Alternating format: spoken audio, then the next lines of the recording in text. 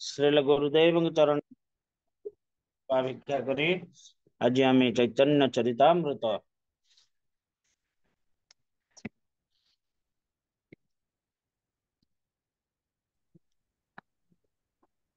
चैतन्य चरितामृत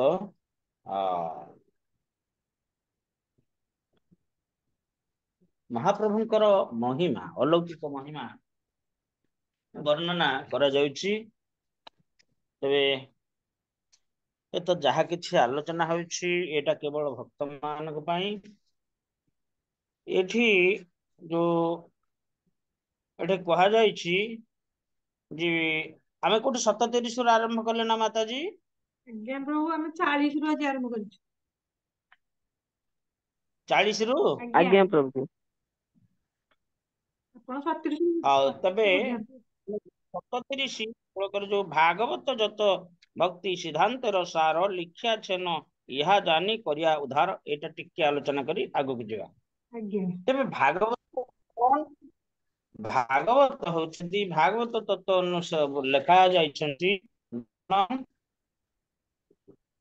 ज्ञान तत्वंच जन्म मृत्यु जरापहम तत्व मृत्युंभो संप्राप कृष्ण वक्त्रतः नारद पंचरात्र अनंतर वैष्णव प्रवर मृत्युंजय शंभु श्री कृष्ण मुखरु जन्म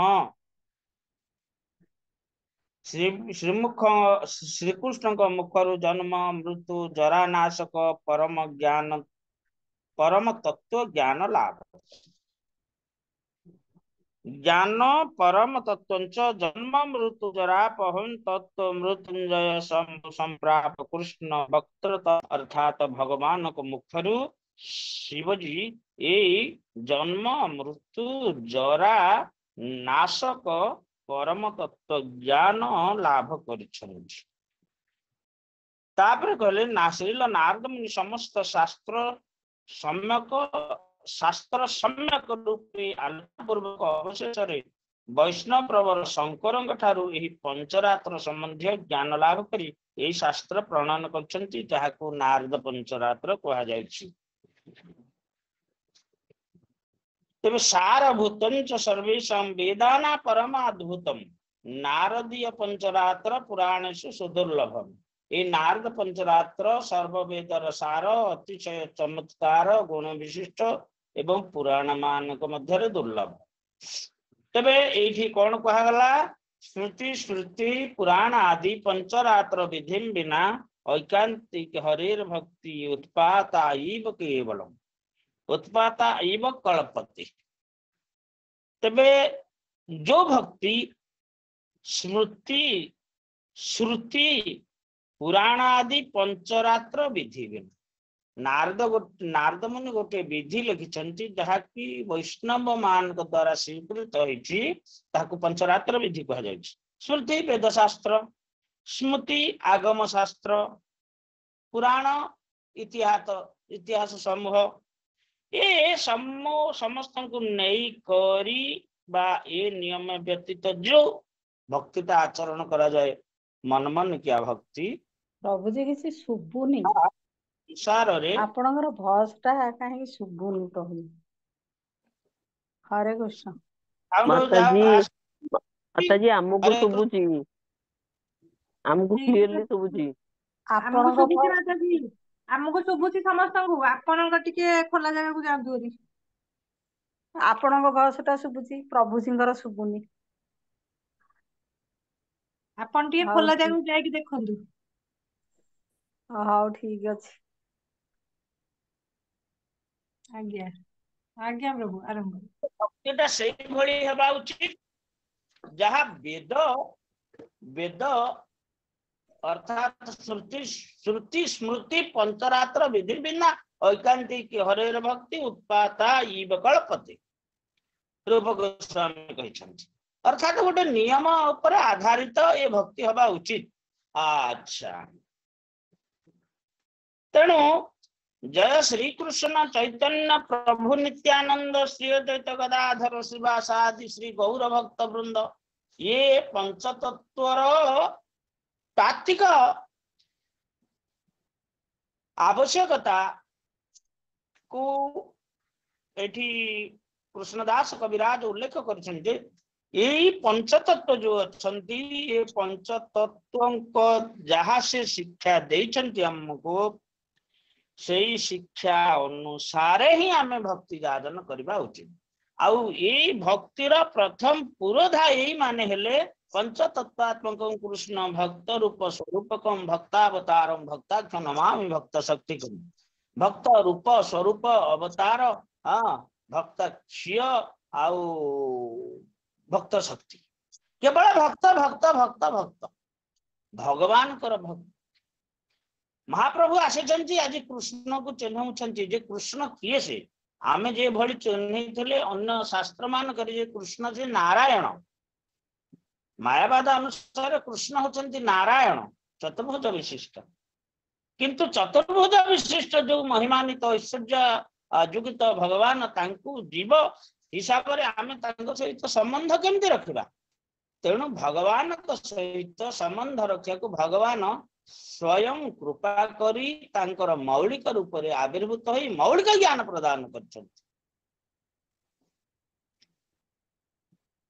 तबे एठी चैतन्य महाप्रभु ये भली भक्त लीलाटा को एते सुंदर भाव रे स्वयं भगवान ना स्वयं भगवान सी आज भक्त रूप अभिनय करछन्ति अर्थात कृष्ण की भली जिनिस तुम तांको चिन्हई दउछन्ति तबे आमे सही धारा को अनुसरण करिया कथा आ शिक्षा को अनुकरण करिया कथा तारो की अद्भुत चैतन्य चरित वर्णन जहार श्रवणे सुध कैल त्रिभुवन चैतन्य चरित अर्थात महावदान्य अवतार चैतन्य नित्यानंद अवतार महावदान्य अवतार ये जगत को प्रेमार गोलकर जो प्रेमर भंडार टाकू खोली देइछन्ति गोलक गोलक अर्थात गोलोक जोठे गाई माने रहउछन्ति गोकुल जोठे गोरु माने रहउछन्ति तबे ये गोकुल आ गोलक दीटा जाक एका जिनिस किंतु गोकुल कहले आमे मर्त्य भूमि को बुझाउछे गोलक कहले दिव्य शाश्वत कृष्ण लोक को बुझाउछ किंतु दीटा जाक एका जिनिस तबे महाप्रभु ए भली बदान्य लीला करिछन्ति जे भगवान कर मधुरता भक्तर मधुरता आगे फीका पड़ जाउछ भगवान कर मधुरता जो माधुर्य भक्तर माधुर्य आगे फीका पड़ जाउछ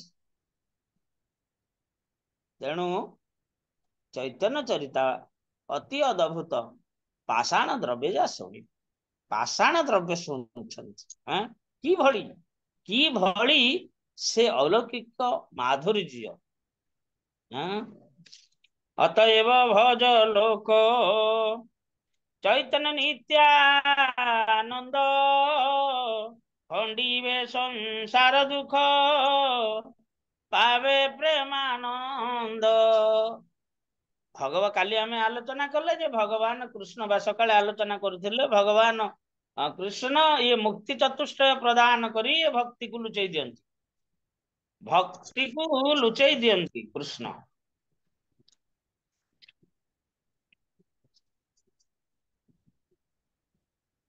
किंतु महाप्रभु रूप रे जेतबेले आसिले से कौन कले ये प्रेमर मुहाण टाकू आबद्ध करुणा सिंधु काटिया मुहान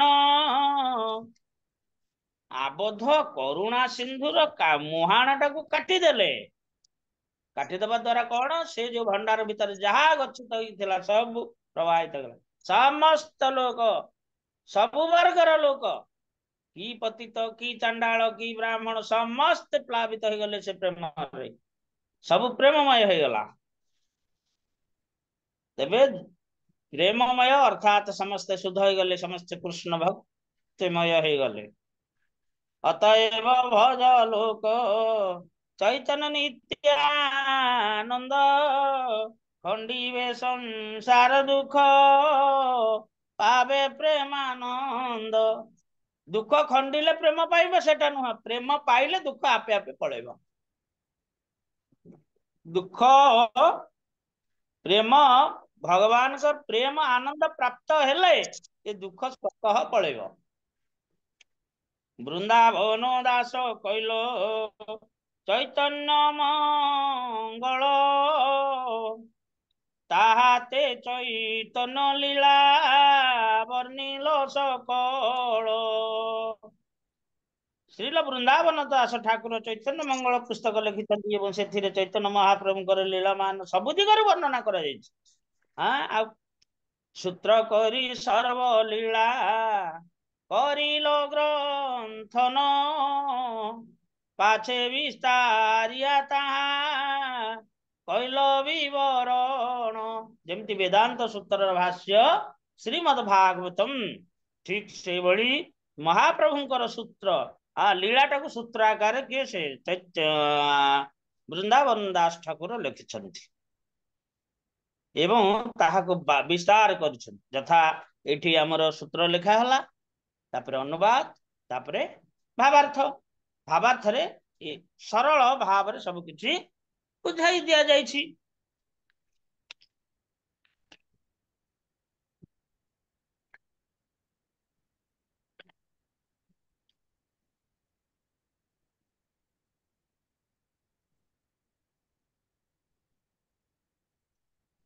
चैतन्य चंद्रेर लीला अनंत पार वर्णिते वर्णिते ग्रंथ अइल विस्तार। एभଳି महाप्रभुଙ୍କର लीला जे ताको वर्णना करिबा करी करी से ग्रंथ विराट ग्रंथ रे परिणत हो गले। विस्तार को देखिया किछु संकोच हईल मन सूत्र धृत कोन नीला ना कहल वर्णन। से सब से एते विस्तृत हेबार देखी पर अनुभव करी केतक विषय उपयुक्त भावे वर्णित होई पारिला नाही। जो विषयटा वर्णना करा जाय नाही से विषयटा वर्णना करा जायछि कोठी चैतन्य चरितामृत रे। नित्यानंद लीला वर्णने सकल आवेश चैतन्यर शेष लीला रहिल अवशेष। चैतन्य भागवतम रे महाप्रभुଙ୍କର शेष लीला वर्णना नाही। लीलाचरण लीला भी अनेक वर्णना नाही। अनेक जिनस चैतन्य भागवतम रे नाहंती।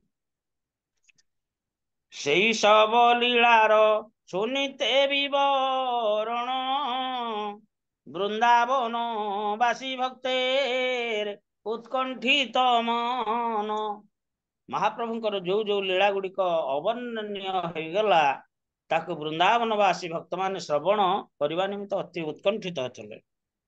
वृंदावने कल्प द्रुमे सुवर्ण सदन महाजोग पीठता रत्न सिंहासन ताते बसी आछे सदा ब्रजेंद्र नंदन श्री गोविंद देव नाम साक्षात मदन।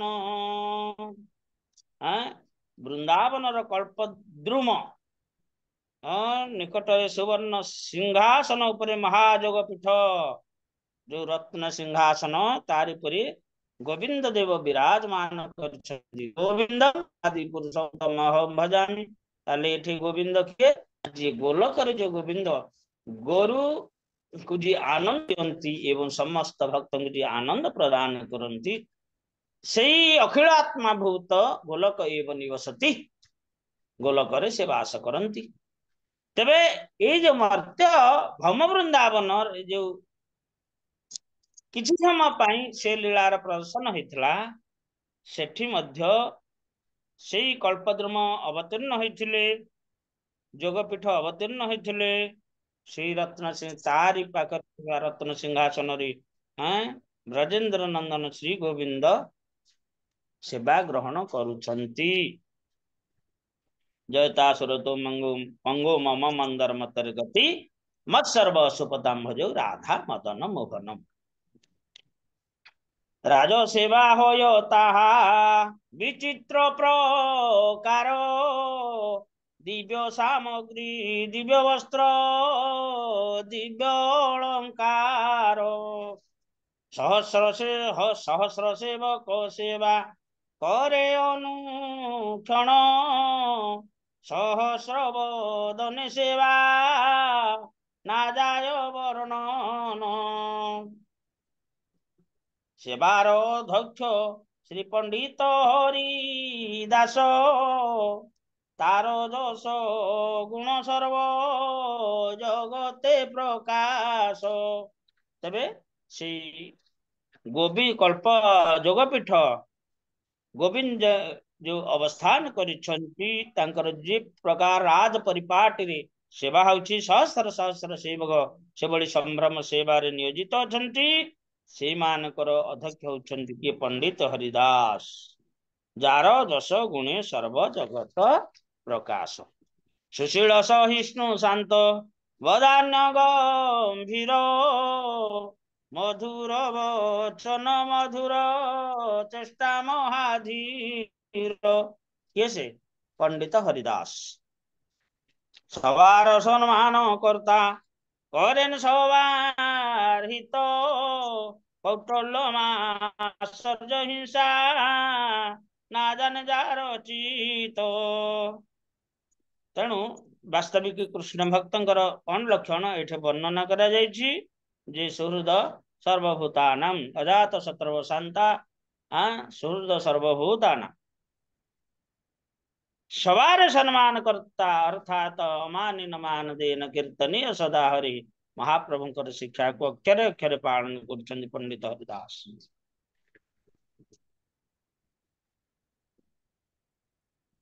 कृष्ण जे साधारण सद्गुण 50 से सब गुण तार शरीरे निवास। भगवान को जो भगवत गुण 50 गुण अच्छी से 50 गुण पंडित हरिदास धारण कर। भक्तिर सामृत सिंधु श्रीकृष्ण दिव्य गुण मान वर्णन करा मानक मध्य 50 मुख्य अयम नेता सुरम्यंग इत्यादि एवं से सब अल्प मात्रा से हरिदास हरिदास पंडित विद्यमान थिला। प्रत्येक जीव परम भगवान कर अंश होइथिबारु कृष्ण कर एही सब 50 जाक गुण सद्गुण प्रत्येक जीव ठारे मूलतः स्वल्प मात्रा रे विद्यमान रहिछि।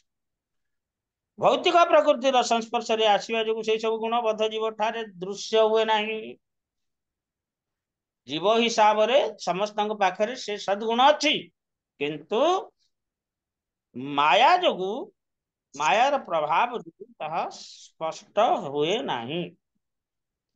किंतु जने व्यक्ति जेतेबेले शुद्ध भक्त हो जाए सेतेबेले सेगुड़िक आपे आपे प्रकटित हुए। यह श्रीमद् भागवत रे वर्णित होइछि।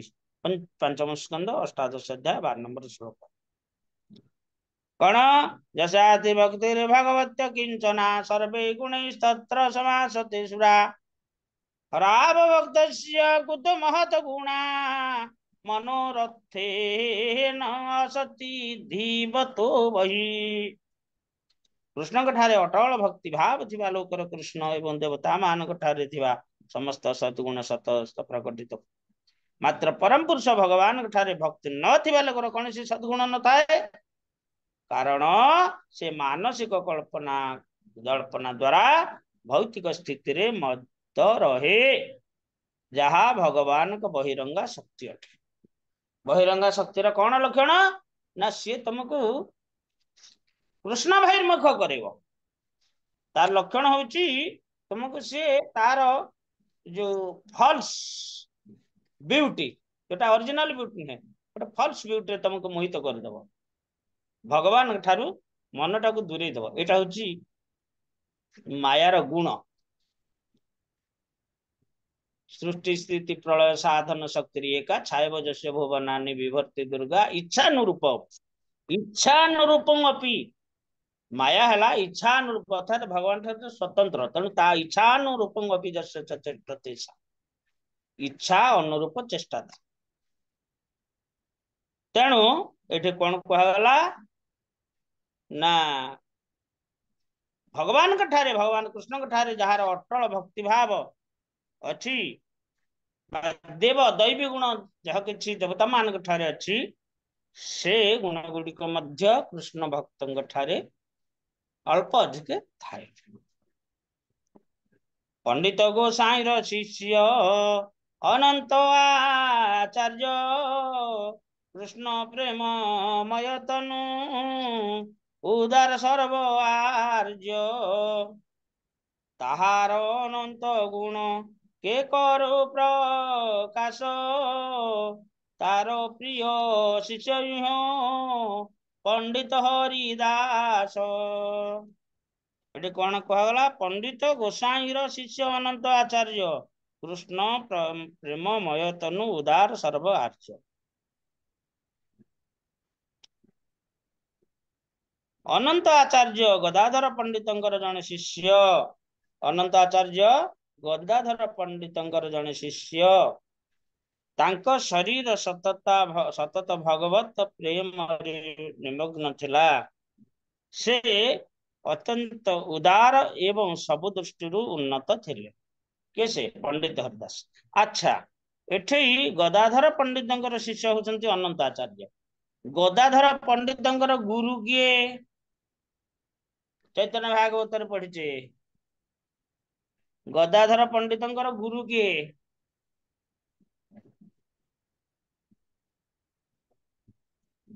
हरि बोल हे कृष्ण प्रभु मन नहीं मन नहीं आउ किए कार मन अच्छी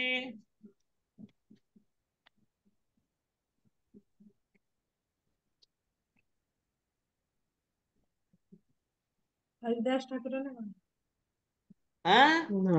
हरिदास पंडित होचंती गदाधर पंडित शिष्य गदाधर पंडित गुरु किए पुंडरीक विद्यानिधि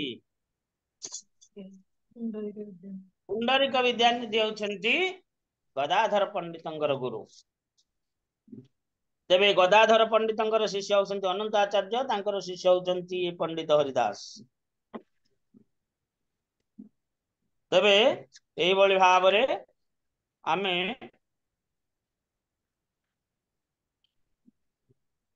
तबे एठी भावार्थरे प्रभुपाद कहउचंती जे चैतन्य महाप्रभुଙ୍କର शाश्वत पार्षद मान मध्य अनंत आचार्य अनंत मटंती पूर्वे श्रीकृष्णଙ୍କର आविर्भाव समय अनंत आचार्य अष्ट गोपी मानक मध्यरु सुदेवी थिले अच्छा अच्छा ए गौर गण देश दीपिकार श्लोकर 165 निम्नलिखित भावे उल्लेख करा जायछि अनंत आचार्य गोस्वामी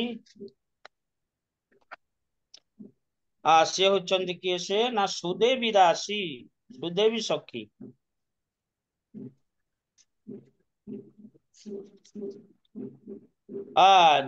जा सुबे हाँ कौन अच्छी ना गोपी जा सुदेवी प्रजे अनंत आचार्य गोस्वामी जा सुदेवी पुरा ब्रजे अर्थात अनंत आचार्य गोस्वामी पूर्वे ब्रज वृंदावन रे सुदेवी गोपी थिले जगन्नाथ पुरी बा पुरुषोत्तम क्षेत्र रे गोटे गंगा माता मठ अछि एवं ताहा जहा अनंत आचार्य द्वारा स्थापित होइछि कोडा गंगा माता मठ गुरु परंपरा रे से विनोद मंजरी नाम रे परिचित अटंती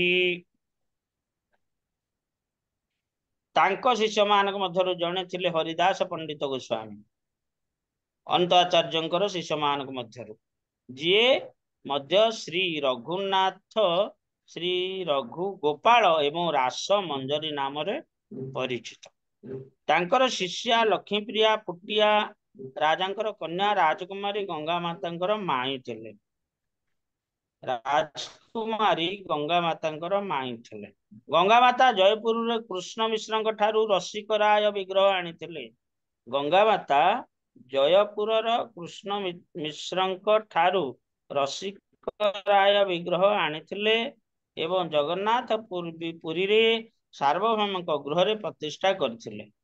श्री अनंत आचार्य परे गुरु परंपरा अनुसार पंचम पुरुषर शिष्य थिले श्री बनमाली।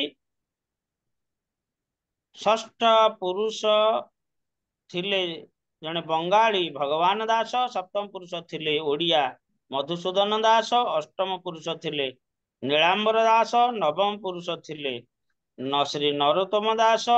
दशम पुरुष थिले पीताम्बर दास। एकादश पुरुष थिले श्री माधव दास। द्वादश पुरुष शिष्य वर्तमान गंगा माता मठ दायित्व रे अछंती। ए सब मठर जो फलक थाए जे वास्तविक किए किए किए महंत प्रथम थिले तापर किए थिले ए भली से परंपरा क्रम रे सिस्टमैटिकली सेथिरे मेंशन होई थाए। एही परि भाबरे आमे किछि महाप्रभुंकर लीला आस्वादन कले आगक मध्य आहुरी अति उत्तम जिनिस अछि आमे आस्वादन करिबा। हरे कृष्ण। जय श्री प्रभुपाद की जय गौर भक्त वृंद निताय गौर प्रेमानंदे हरे हरि। हरे कृष्ण। समस्त को धन्यवाद।